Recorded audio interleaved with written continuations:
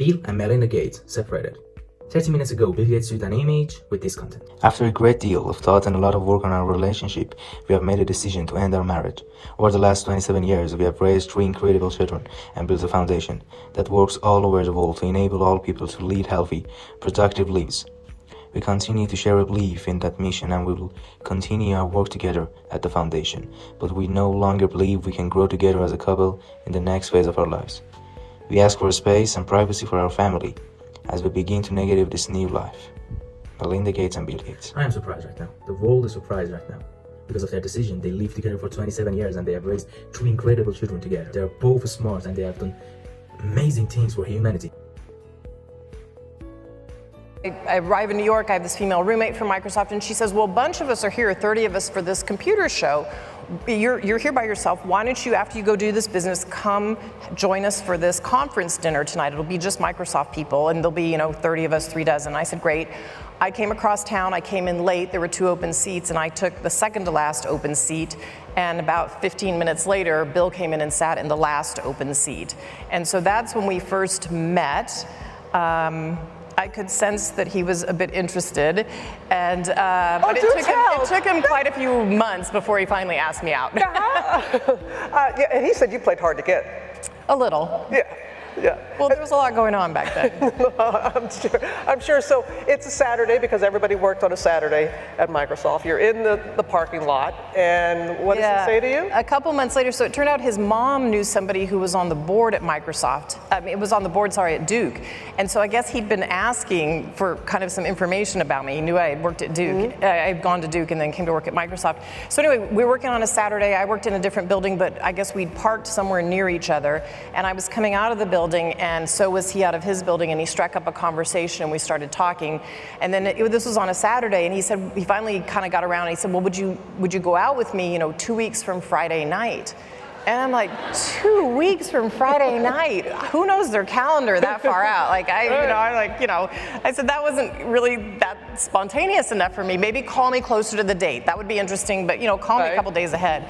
And so I gave him my phone number, and he called me 2 hours later at home. He said, well, I have 2 things I have to go to tonight, a user group dinner and something else, but then could you go out with me for a drink? And I said, well, I guess that's a little more spontaneous, so I ended up going out with him.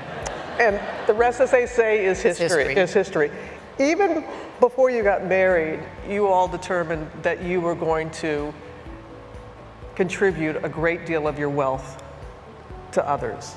How did that conversation come about, and why did you all decide to do that? Well, we both had been from families who really believed in volunteerism, believed in community service and giving back. And that was embedded deeply in both of our family structures, if you go back. And so we'd been dating for about 5.5 years, and during the time we were engaged, we took our first trip to Africa.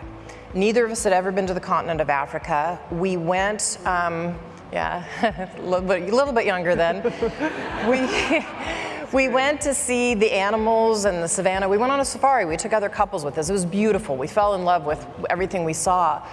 But it's really not at all trite to say that we really fell in love with the people. And it started us on this series of questions of sort of saying to ourselves, what is going on here? Why is it we can be in a Land Rover or a Jeep and but there aren't many great roads, and how is it that we see all these people walking along the road to an open air market, men in flip-flops, women often with bare feet and a child in their belly and one on their back and something on their head.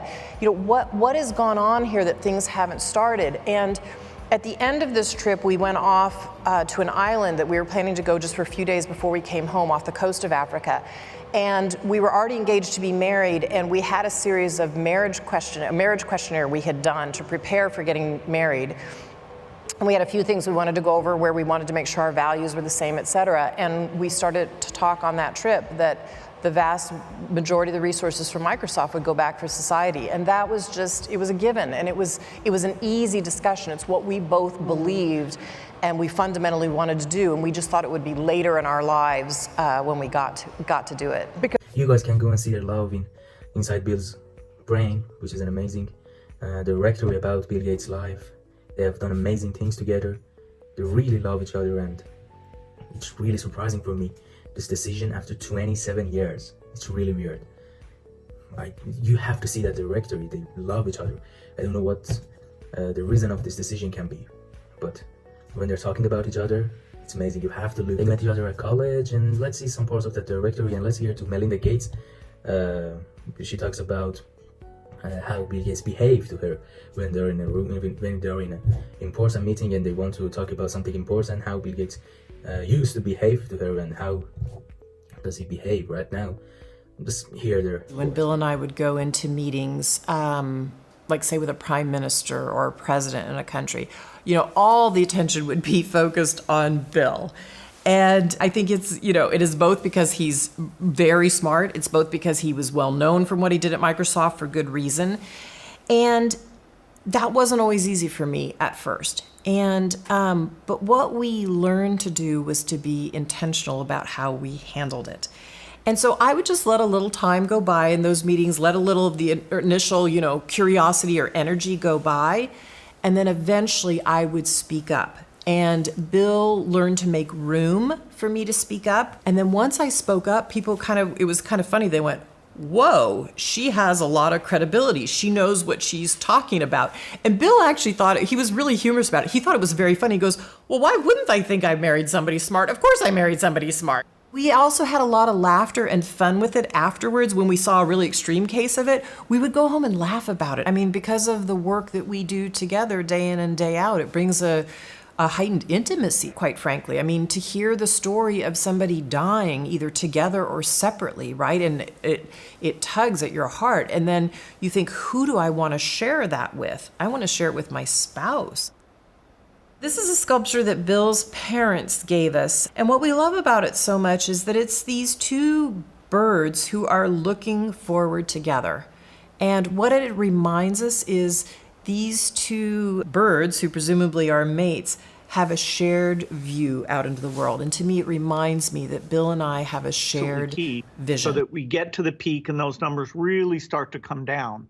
You know, within a month or so of hitting that peak, if we put in place the right prioritized testing, where the right people are tested and they get quick results, and we have contact tracing, then we will be able to start opening up. But it won't be a totally normal situation until we get a vaccine so that everybody's protected.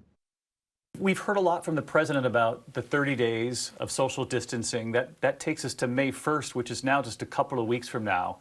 Do you see a possibility of the country reopening in just a couple of weeks, Bill? Well, the numbers should drive us here. And a group we fund called International Health and Metrics and Evaluation is showing that the numbers are starting to come down. And maybe in late May, we'll have 1 per 100,000 active cases, because you don't want to shut down again. And, you know, the governors have been good leaders. So that dialogue between the experts and the leaders, I think that's happening now. And our foundation is part of that dialogue. And even when we talked to the Institute for Health Metrics and Evaluation this week, one of the discussions we were having with them is we all need to learn, as places in Spain start to open slowly, different regions, and even in the United States, where the epidemic came first and where we can open slowly and watch and see what happens, particularly because we need to have more of the testing and the contact tracing. And you're seeing some places in the United States where the testing still isn't at all what it needs to be.